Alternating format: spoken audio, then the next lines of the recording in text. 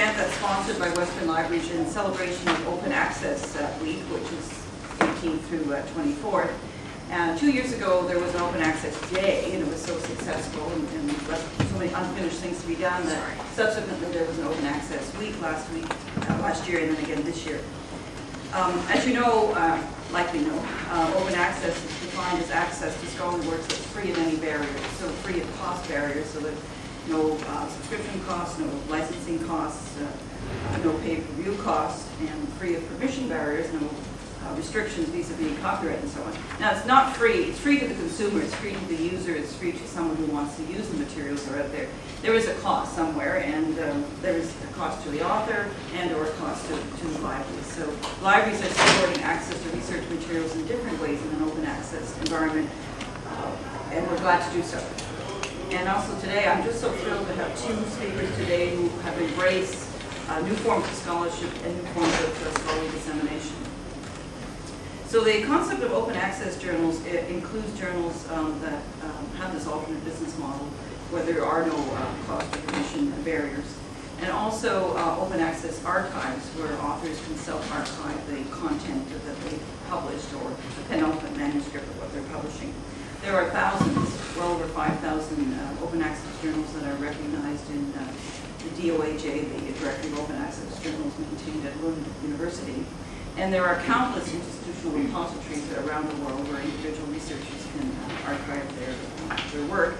And there are also customized, developed research digital environments that we're going to hear about today. But just a little bit of word advertisement. You have in front of you Scholarship at Western brochure.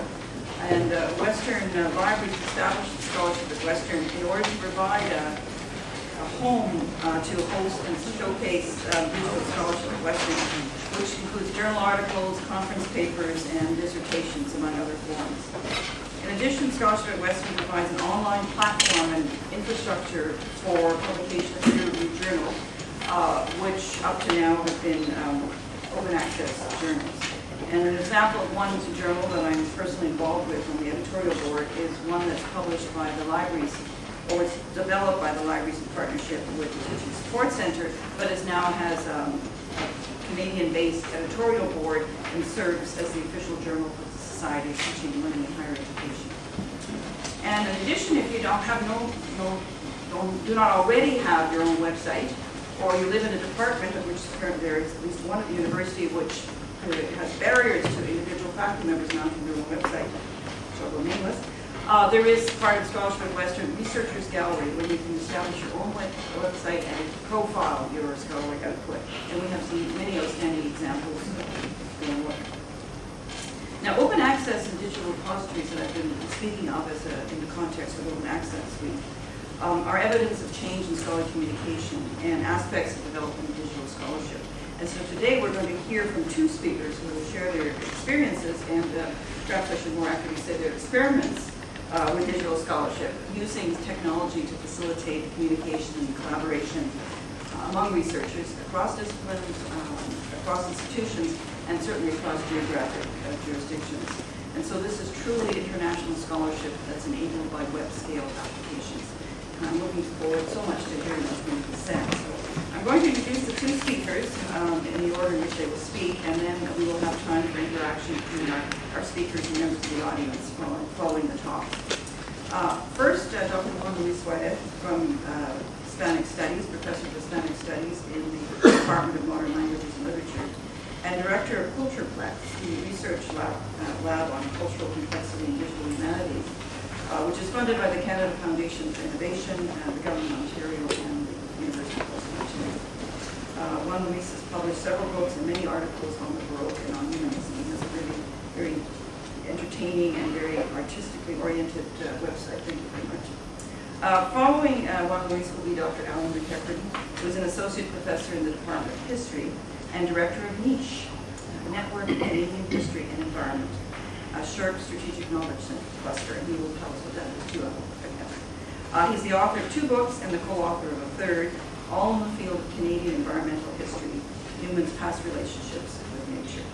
Letting us talk a little bit about our work and our problems and our opportunities vis-a-vis open access and open content. I'm going to present 4 cases which are real, which are also I will show a set of problems and opportunities presented by I think both open access and open content in how they, in the way in which they are defined here. Open access refers to unrestricted online access to academic materials, but open content adds the fact that the creator gives certain rights to the user in order to modify the work. And I think that somehow our problems reflect both ends of the situation.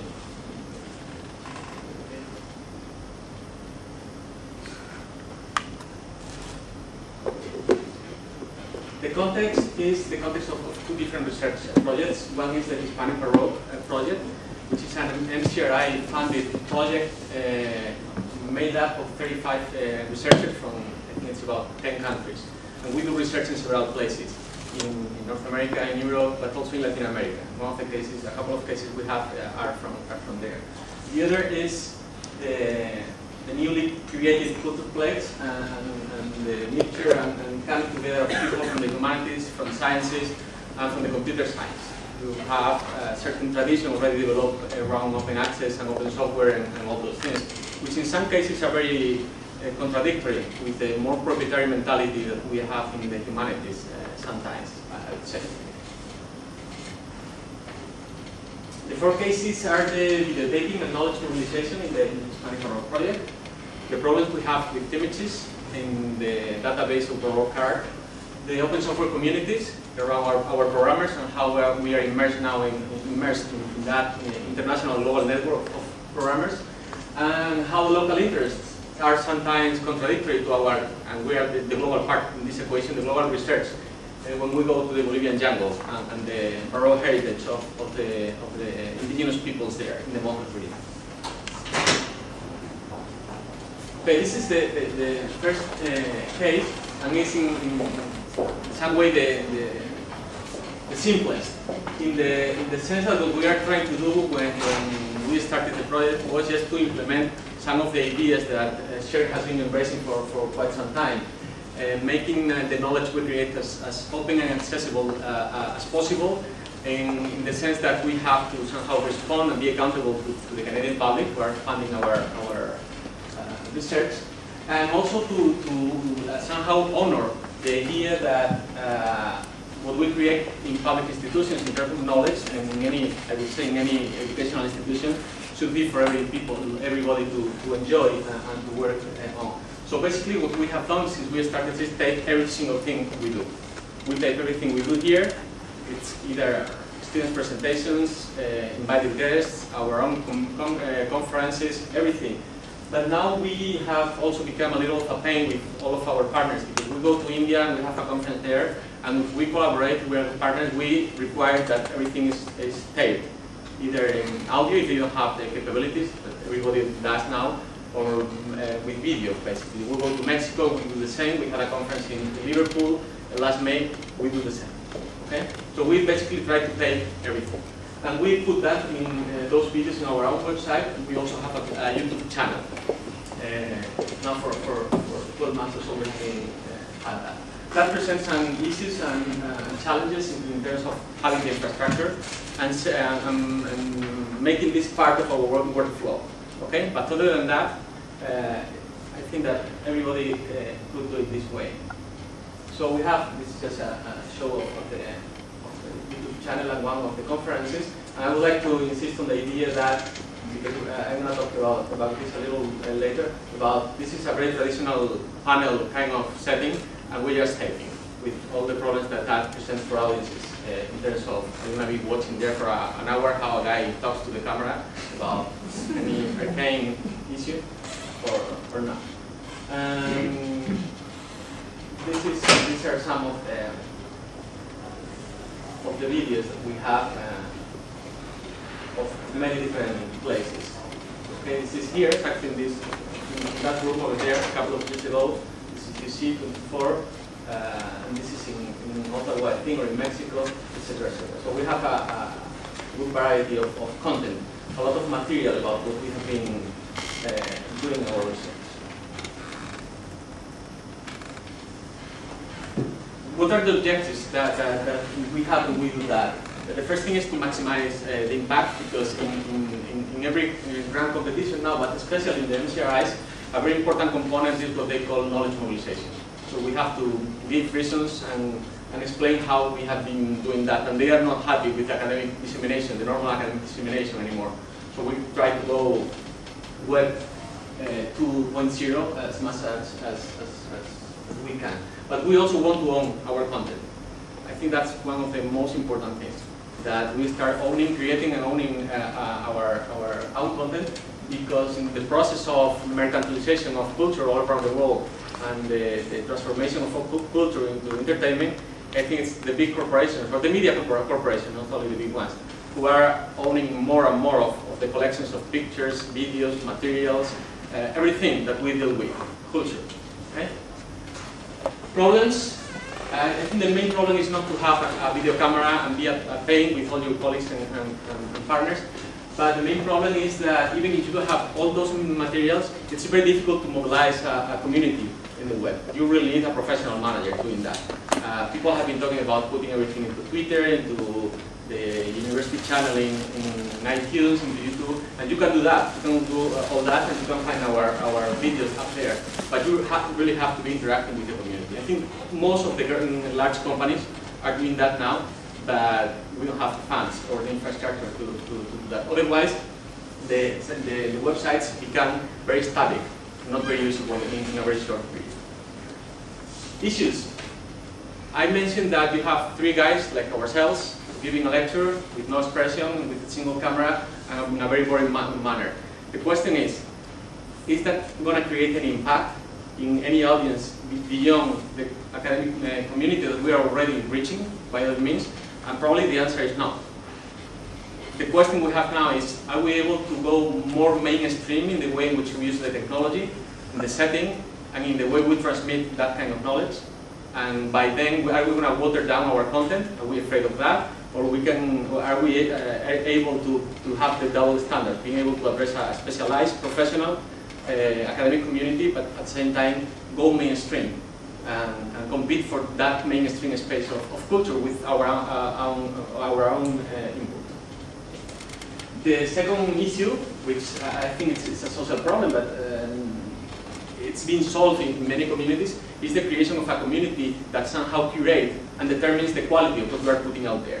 Okay? But normally when you have a good group of people and they have their contacts and you have a web manager, people interested in an issue, I don't think that's much of a problem.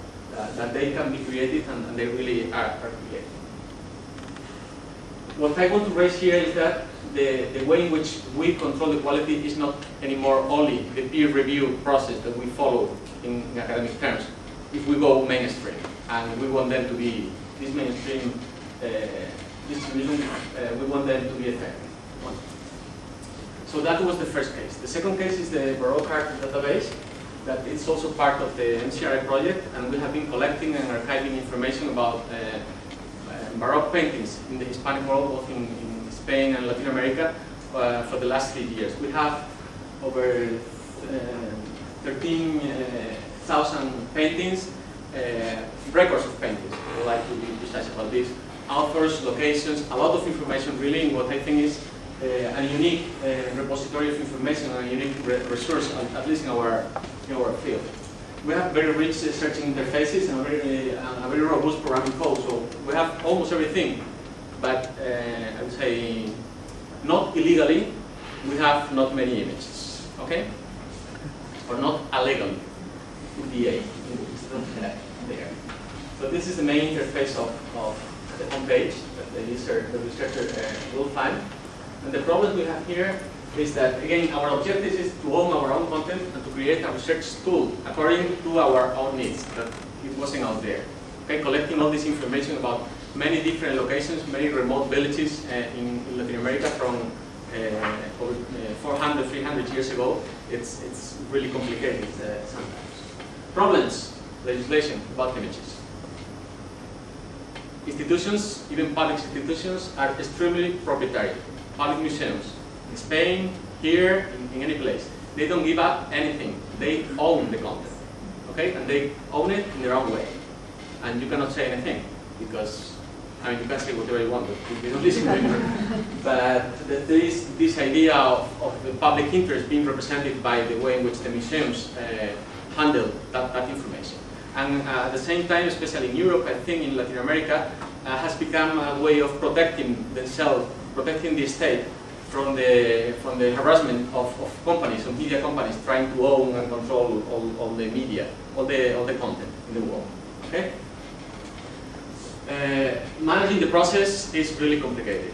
You really need someone doing that, talking to other people, addressing the different legislations in the different countries. If you are in Spain, it's different countries and different regions, and it's like, you need someone there, okay?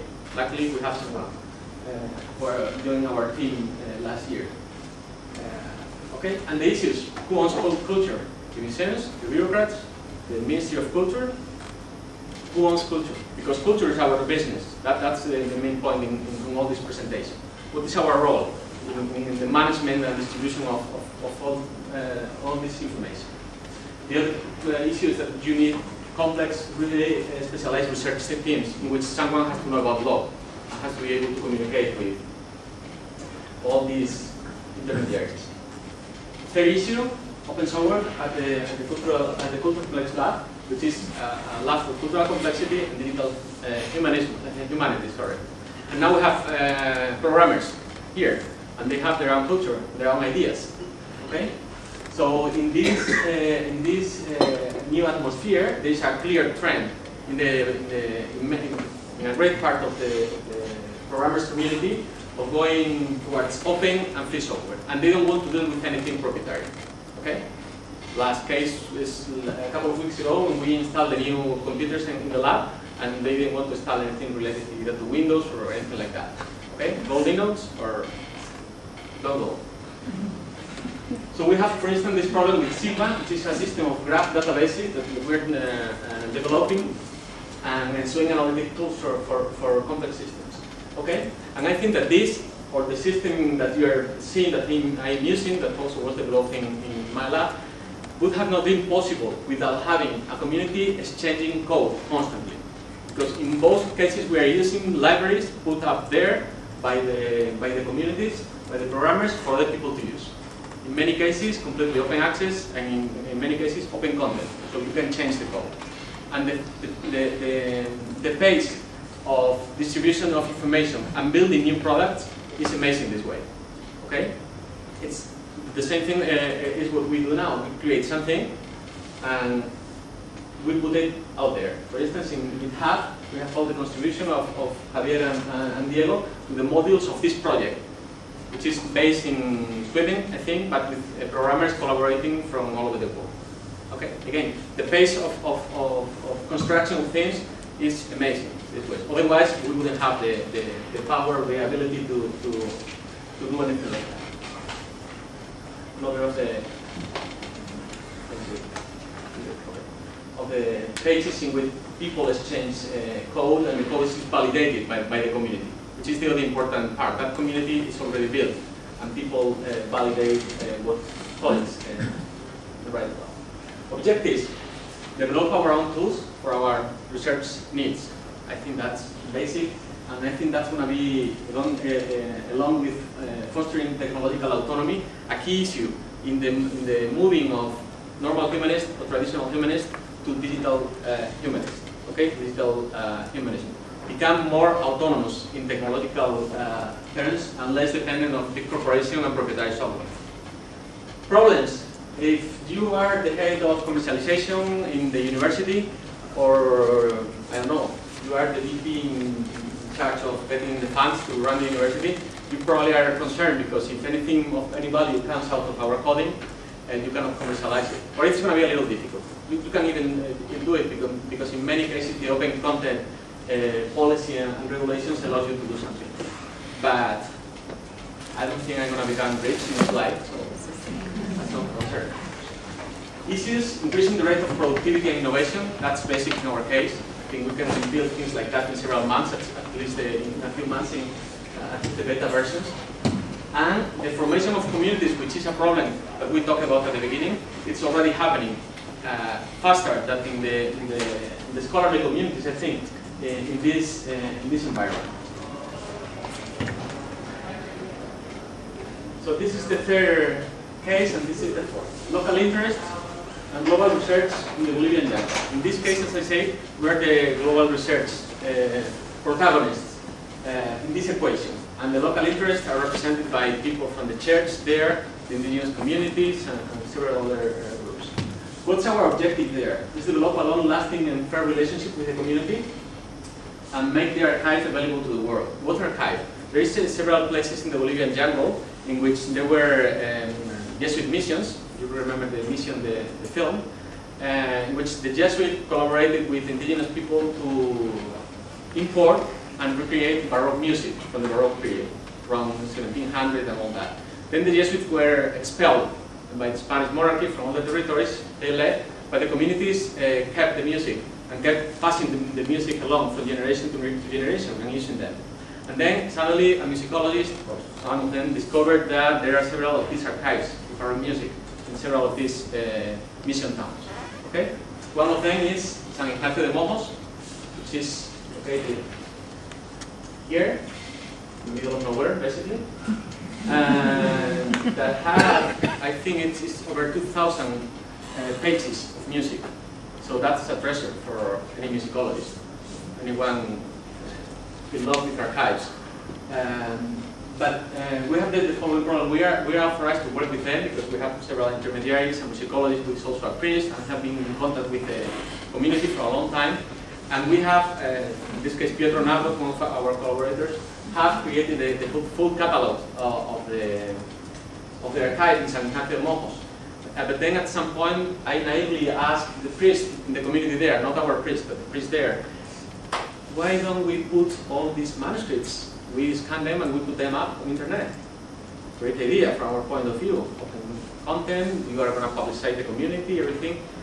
And they say, well, if we do that, who is going to come here and leave some money for tourism?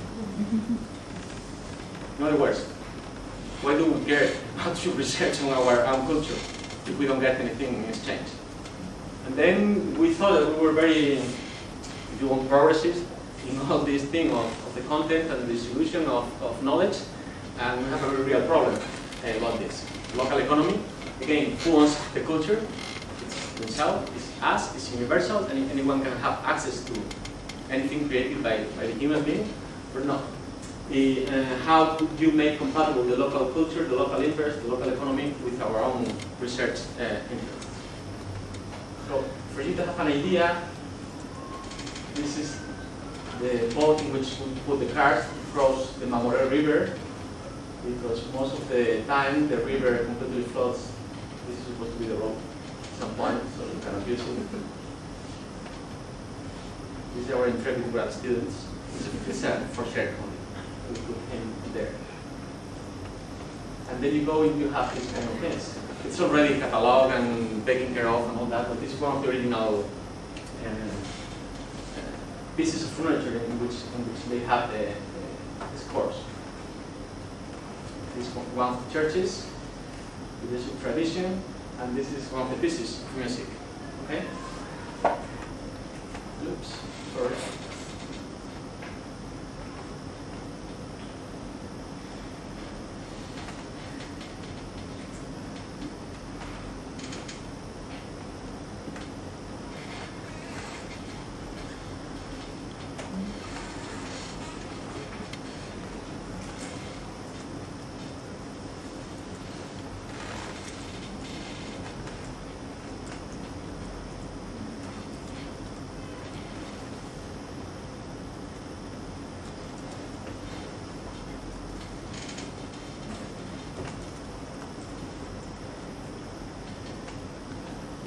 Piece of the manuscripts there, and then this is the issues we face there. Our partners, how we deal with them or how they deal with us here.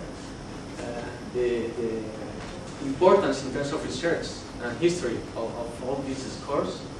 And the main issue is that Baroque music is their culture and it's their tradition. So I think we have limited rights to interfere with their, what has been a way of life for them for 3 centuries in this remote region of the world. So to conclude, most important thing I think is knowledge mobilization. Keep insisting on that and making everything, or at least everything you can, available as soon as possible and in web format, I would say. That will imply going mainstream, and I don't know if we are capable of doing that, being academics. Okay, there is a book recently published in France by Frédéric Bartel called Mainstream, in which he explains the cultural war that is going on in the planet, and how, at a certain extent, the Europeans are not able to compete in mainstream entertainment, which is equal to culture in today's global scene, with Americans. It's not that we don't want, as people in Europe think, it's that we don't know. And I wonder if academics don't know how to do that, because we'll go down to earth and we'll become, I don't know, talk show characters. Owning the content, I think, is basic. Again, the ecosystem in which we are living is that media companies and private universities and institutions are trying to own the content, because the distribution of that content is going to be the key how they make money in the future. But somehow we do that as well. We're managers of content. We tell the stories about the content of our past, of our present. So if we don't start having our own content, to keep making it free, I think we'll face a big issue in terms of what public education and public research needs. Technological autonomy. Again, it's the equivalent of becoming digital literate. I think that's the next issue. Being able to write, or at least to know in technological terms what we want, and at some point being able to do it ourselves. And I think we have to take that step sooner rather than later. In our case, the need for multidisciplinary teams to do this kind of research and face and solve some of these issues. And the last problem is the problems of communities. Are we creating, or are we willing to create new academic communities in which the processes of reviewing and controlling quality and all those normal processes to our profession are a little different? I think that's already happening, at least in everything but the academia. I'm exaggerating a little bit. But whether or not we are able to open up ourselves and be open to that process of new communities. This is it. Thanks very much for coming out. My notes, I have thank you both for coming. I'd like to thank Adrian and Joyce, especially for inviting me here today, because Niche is a national network. It's largely a virtual network, and as a result, I find that its profile maybe isn't as high here at Western as I'd like it to be. So it's just great to have this opportunity to come introduce it, and also to raise some of the issues and concerns and experiences using digital technology. Niche is a network of historians, geographers, and other researchers who study nature and people in Canada's past. We have about 400 members at present. 40% of those are from the history field, 40% are from the geography field, and 20% are from a bunch of other fields, also from the public, government agencies, and environmentalists. About 85% of that group is Canadian, about 15% international, 85% right-handed, and I don't know. I'm the director of Niche, and I work with 7 executive members across Canada, including my colleague in history, Professor Bill Turkel, who runs our digital infrastructure. Because he runs our digital infrastructure, it sounds like he should be here today. Bill, God love him, is on sabbatical. Bill and I saw the need for an environmental history network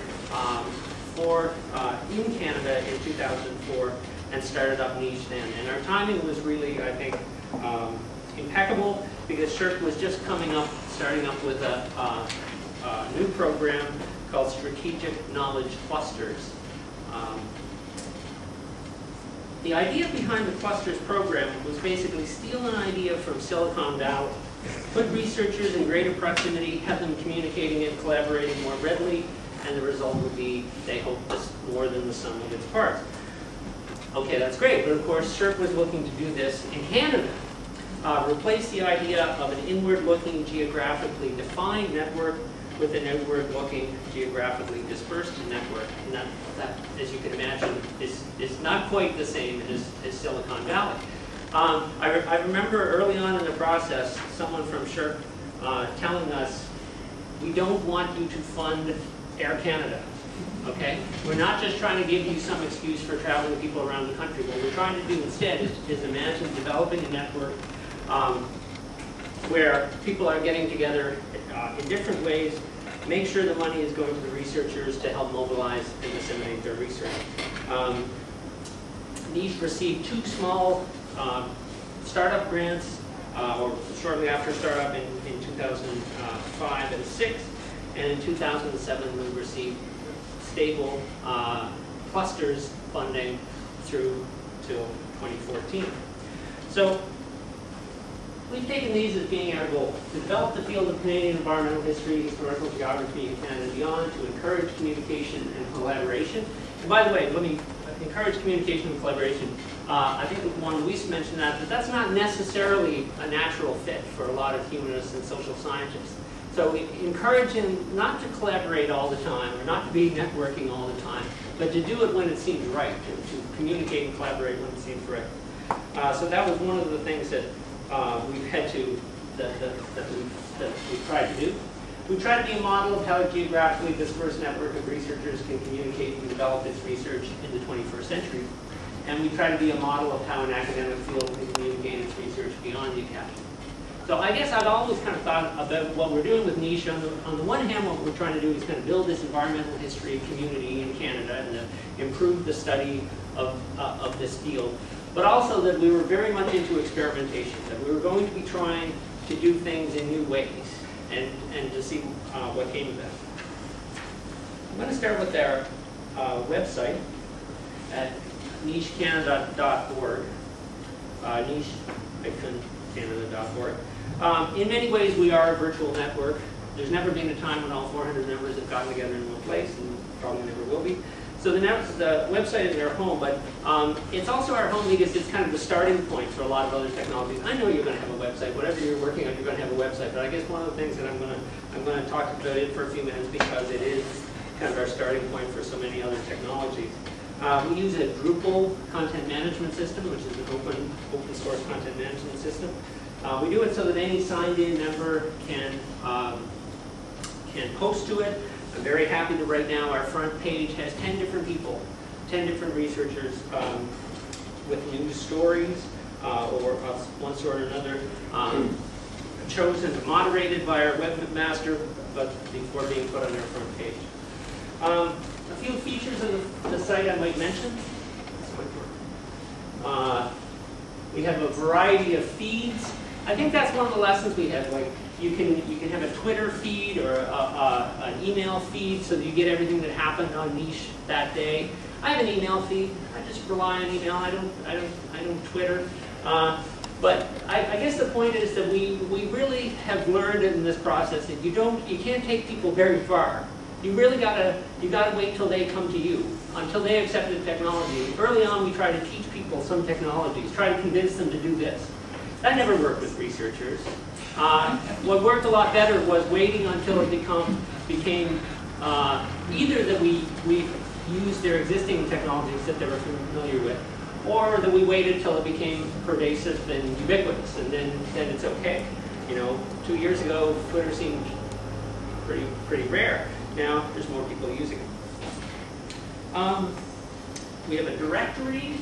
I was going to point out the directory up there.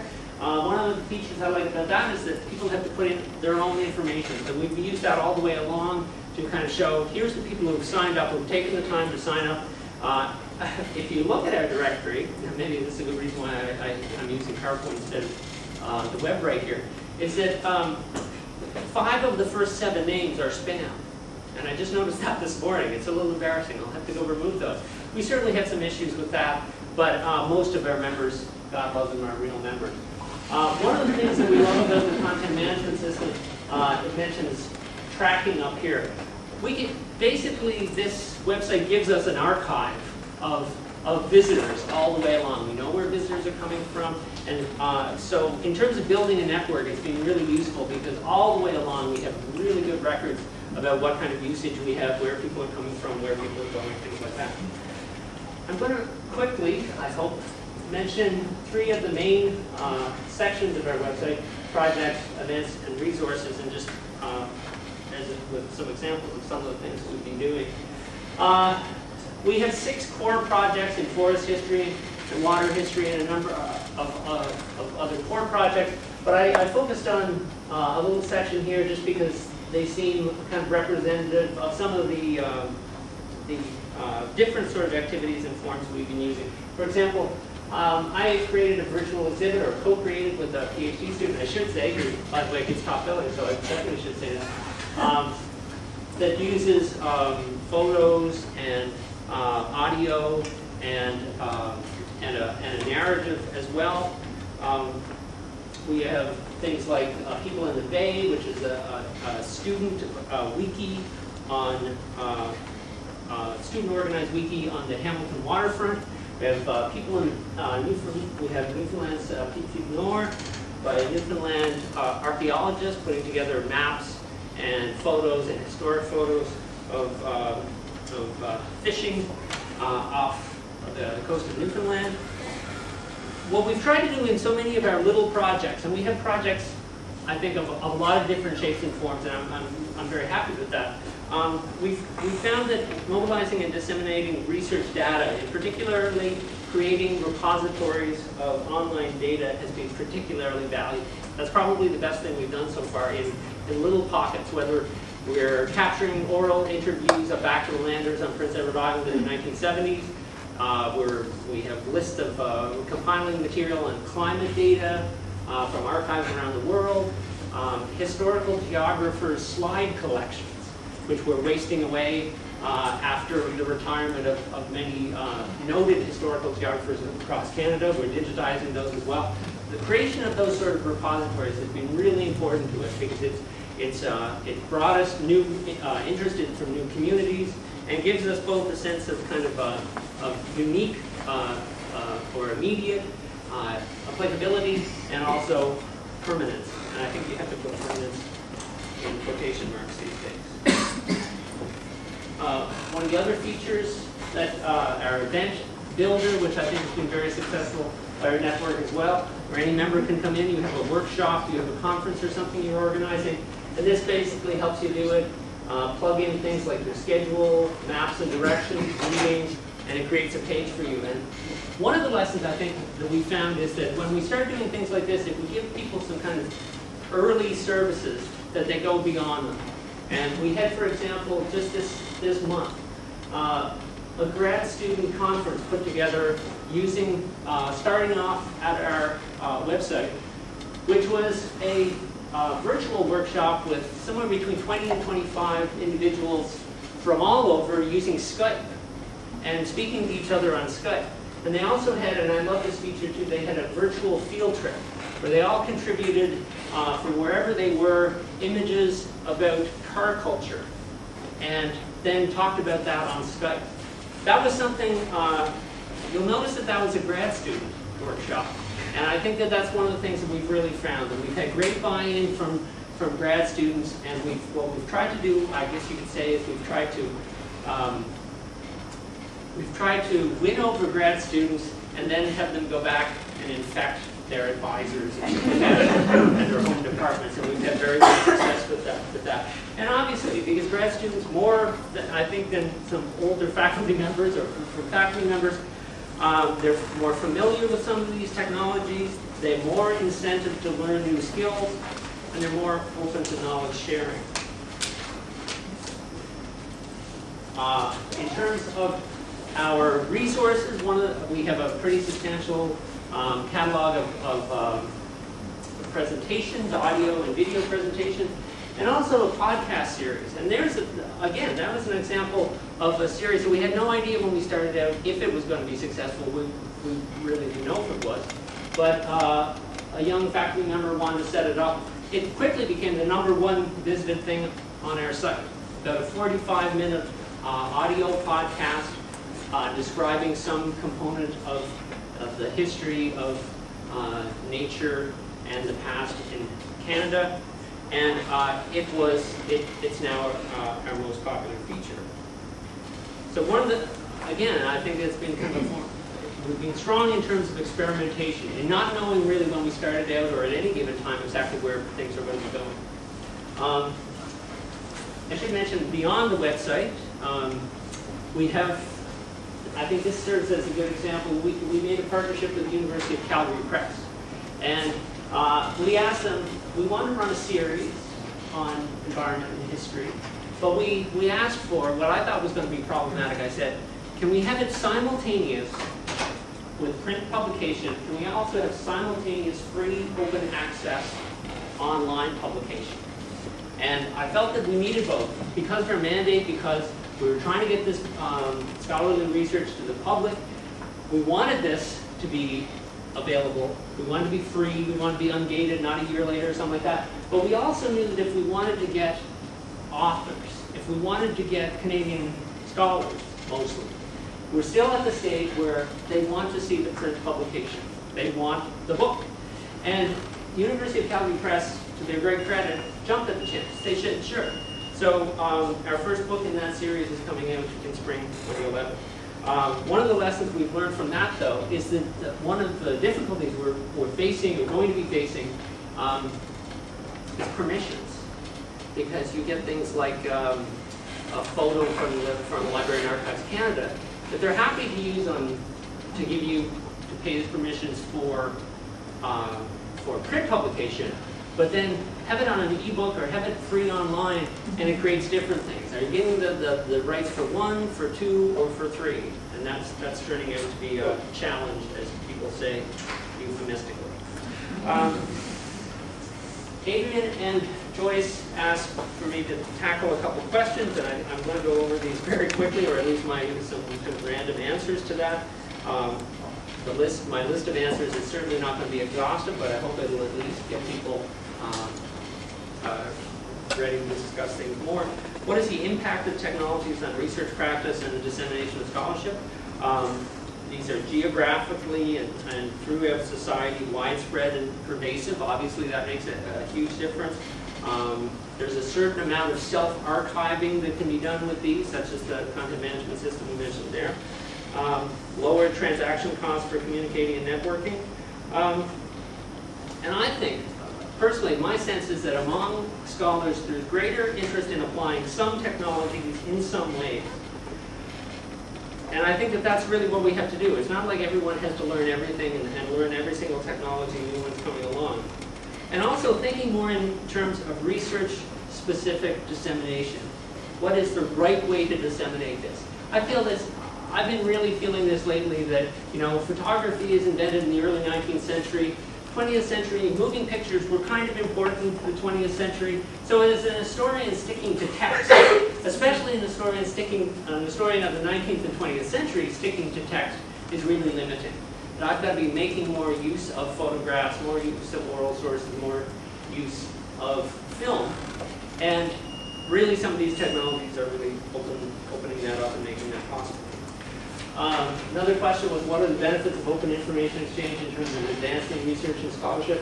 Obviously, increased access and distribution to data and to findings. Data sets, the historical geographers' slide collections as being an example. But we've been encouraging researchers, retiring researchers, researchers who wrote a 2,000-page book and were forced by their academic press to squeeze it down to 300 pages. That, if you have more material, imagine giving a job, just submitting it and putting it on for us. Pre-publication feedback and support. In other words, hearing feedback from people from around the world, people knowledgeable on your topic. And as I mentioned already, I think open up study and use of non-textual forms. What issues or barriers have you encountered in developing this digital initiative? One of them is simply an oddity of the Clusters program, and that is that niche. The Clusters program does not fund research. Does not fund research. It funds the mobilization and dissemination of research. And therefore, when people come to us quite reasonably saying, can you help me with my research? Can you help fund my research? And we say, no, we can only get you to the door of research, or we can only meet you after your research. when you're actually in the archives, when you're actually doing the research, we can't be of any help to you. So that's been interesting.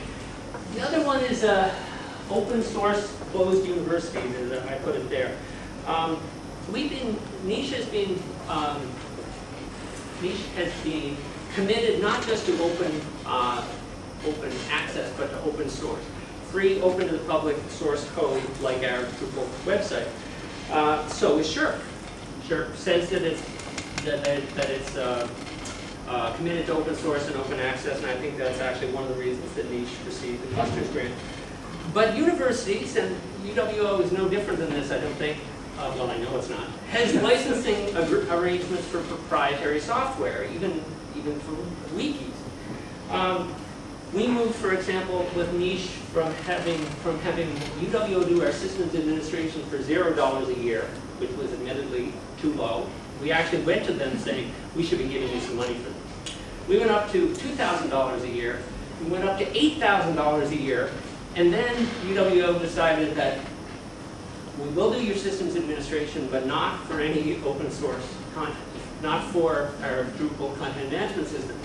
They made this decision the same week that the Obama White House initiated a Drupal website to run the White House website, which was frustrating. So as a result, one result of that was Niche moved from niche.uwo.ca to niche-canada.org. That's been kind of frustrating, and I think it's something, I think libraries are being very kind of open. Other parts of the universities are not necessarily being as open. Anything more? One more question. What is the future direction of the initiative, of the Niche initiative? More piggybacking on and intermingling of existing technologies. Picasa, YouTube, Google Maps for ease of use, permanence, and cheap downloading. Cheap downloading, by the way, is an important feature because it means that rather than having people come to us and downloading video off our server, that they're doing it off something like YouTube. Hopefully more experimentation, more buy-in, more projects that reach the public, more international projects, more fun. Thank you very much. I was wondering if Alan and Juan Luis would like to comment on each other's presentations. I saw so many commonalities, so many reinforcements, but from two different areas that you might think wouldn't have the intersection. And then as you're thinking of your questions and thought-provoking comments.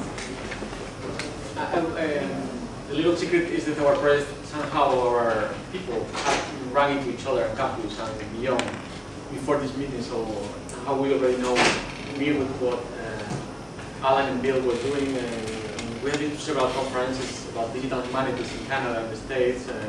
I have used, with little success I have to say, but that's because of me, the programming historian book that they have created, which is really easy to start doing some things in terms of code, even if you don't know anything from scratch.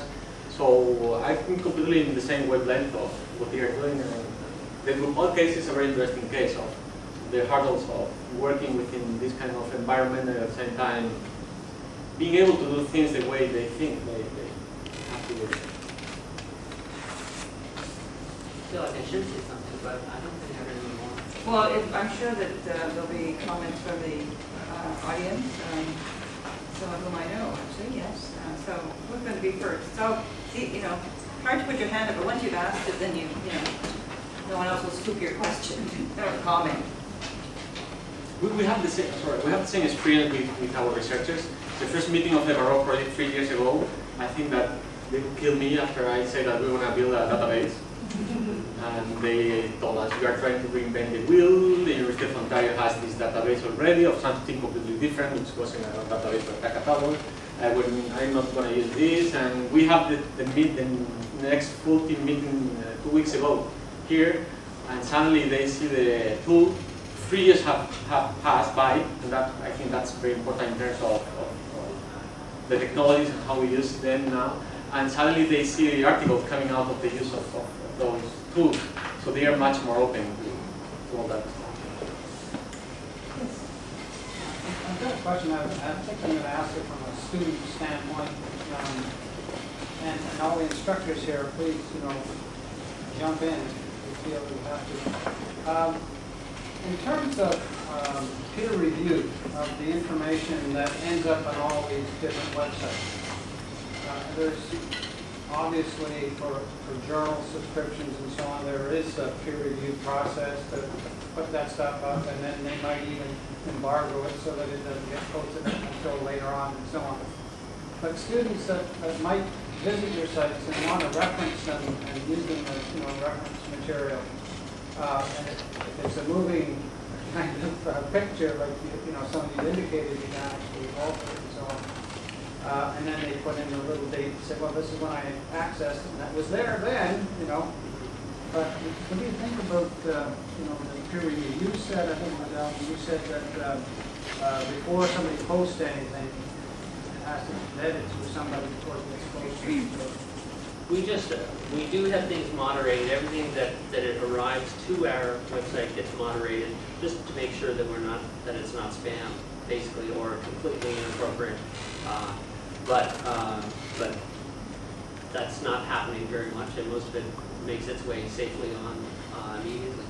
I didn't think of this as being, well, I guess I would say two things. One is that maybe it's because I have to admit that I'm safely ensconced in an academic position. So I have more freedom to publish more where I want. But I do think that increasingly there's a recognition that there are alternative forms of publication beyond traditional peer review. Okay, that's one thing. And the second thing is that those don't necessarily overlap. Like I don't necessarily, the things that I want to put on peer review may still be going to traditional journals for peer review. But things that I put on Niche, for example, or on other websites are things that I may not feel are going to make it in, or are not going to be best served by being in a traditional paper journal.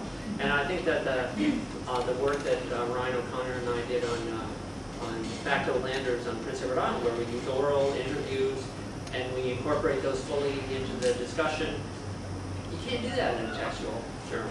So I'd give up the traditional peer review journal to get it in the right form. I guess that's how I would answer. Monica, you have a question? Along the same lines, because that's what I was thinking of, if something to present the research in its best format. Do you think that will ever be accepted within, like, that there will be communities to vet that, so that in itself would be peer review, just like we're trying to come up with different business models potentially for copyright and various other things.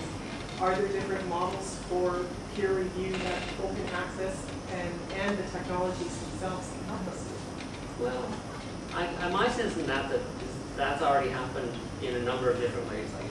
Like if I show up on the National and I hear manager just a 20-minute talk to me, the university is very happy with me. That's a form of review that's very happy, that they're very happy about. So I think there's already alternatives, forms of presenting information, presenting your research out there. And that the internet is really just another form of that, and there's growing cultural acceptance of some of the things that are appearing in some of the places that they're in there.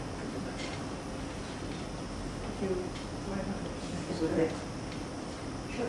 In the subject of the property of culture and information and all these things, are there some solutions or proposals or solutions that you can review right now to storage these amounts of information, or how to deal with this intellectual rights? Big question. Wow. I don't have a great answer to that. I think that as much as possible we should keep having the support of public institutions in all those countries in which culture is an important and a public issue. On the other hand, I think that as many things today, a lot of dependence falls down on our own shoulders. The citizens and the communities created around specific issues. And that's a challenge in terms of time and effort and many things. but likely it's not a challenge in terms of the technology or the availability of the technology to do that. I think a combination of the two would be a model for that. Public institutions, but also communities. Zerka? You mentioned that there are two streams, academic and mainstream, that you are trying to encourage. On this side of the world, it's really encouragement towards the mainstream, while in Europe it is not. Is it maybe because of the difference of the funding, the academy, because in Europe they are mostly state-run and they want it to be a specific class, while here it's a little bit more regulated and funded? I was referring specifically to the media and entertainment industries, more than to the academic models. So in that respect, somehow culture is becoming not high culture, but not low culture either. It's becoming mainstream. If it's watched, if it's used, that's what is being distributed in the populations. So that's in a sense culture. And that's what this French author refers to when they say Europe is not able to compete on this, either because they don't know how to translate what they consider the important things of our history and high culture into media stream and mainstream kind of media and experiences, or because they don't want to. I was referring to that. I think that the corporate model and the technologically advanced universities in North America will go more and more into mainstream. And somehow you see that when you have a classroom with 500 or 1,000 students, you somehow are going mainstream. You even have the clickers to get them the right answer, like, is this what's the name of the program? The right price? And you click on it. So, and we're being pressed more and more to go towards that model. The thing is, can we somehow preserve what we think is valuable of our knowledge and the way we do things, but at the same time reaching out to this new public, the new audience, the young people. Okay. In this process, you're collecting lots and lots of stuff, and it's information or data. How do you translate that into information, which is knowledge, or into knowledge eventually? So, like a cataloging problem, like how do people search and find something they actually want if it's a dialogue? You know, you recorded some dialogue between an individual in the past. Like, who's cataloging all this to make it actually useful for someone to be able to find something? Well, there's a couple different answers to that. One would be, and I think about something like, is it Our Roots? You know, Our Roots? Our Roots, yes. .ca, which basically they decided that rather than worrying about this at this stage with small museums, museums could send anything to them in any sort of form that they want, and at least they were getting the material. In a way, that's what we're doing. I guess you could say we're not doing the cataloging. I think we're increasingly relying on things like Google Maps to do the cataloging, essentially, or YouTube to do the cataloging, or at least, I guess cataloging might be the right word there, because you create a YouTube page, or so that at least they're all in the same format and found in a single place. The maps are found in one place, photos are found in one place. I guess that's the kind of cataloging that we're moving towards. I guess Is some way for the user to be able to tag things so you can get a user-generated catalog that one person like you couldn't do possibly, right. but the users could actually construct? Yeah. Yeah, I'm trying to think of some project that we've done that would, we do have, we have small projects like that that are kind of moving in that direction, but nothing that's across everything that we're doing. Okay. That's not a very good answer, but I think that's where I'm at. If I could be permitted a sort of a library sidebar, this is the next big challenge for research libraries and research librarians, how you gather and how you organize, how you curate and steward the data in whatever mode it may be, and how you provide some mode of access and mode of interaction and so on. And certainly the various sort of Web 2.0 things you're talking about are part of it, but it's a huge challenge that we have to all solve together, the creators of the data in the broadest possible sense, and the consumers, and also those of us in libraries who are stewards of the data going forward, where the actual content is changing in terms of what mode it's in, and how it's used, and how it's disseminated. And actually what you do is you point out building things that pre-exist, gather them together. And one of the other projects you probably should be aware of as well is Canadiana.org, which is having a central point for digital information about Canada, regardless of where it comes in libraries, museums, and archives, or individual organizations. So it's a wonderful time to be living. What may you live in interesting times, right? So the challenge and the opportunity. So I was wondering, do you have any ideas for policy, how you want to preserve this information with long-term preservation policy? You will be retiring at some point in time, so who will be responsible for the digital resources? Do you have any vision how this should be preserved? Like both? That's an interesting Well, question. now that there's no mandatory retirement, so I can't be here forever. it's actually related to the very first question. How do you maintain the record going forward as the record changes from moment to moment? And how do you archive it for the future, or reuse, rediscover, and that sort of thing? Okay. I can tell you a problem we just had a conversation I had with a colleague who's an architect in McGill School of Architecture and a wonderful photographer. And he has a collection of 140,000 photographies. And he decided to donate it to the lab so that we would digitize the slides and catalog everything and have the Ricardo Castro collection of world architecture there. And he's sort of like a poet. He doesn't worry about many things. You see with how the photographs were in his office. Like, how are we going to pull this out of the office? Anyway, I met with him one time and said, okay, I think we should sign something with the University of San Juan because, and he said, that's true, I'm going to die. I said, yes, I'm going to die too, so I'm going to keep this and how going. I think that also goes back to the formation of communities in the broadest sense of the word. I don't know, with all due respect to our lobbying institution, that an institution that is going in the direction that this is going in some respects should be creating anything publicly owned or destined to be in the public domain.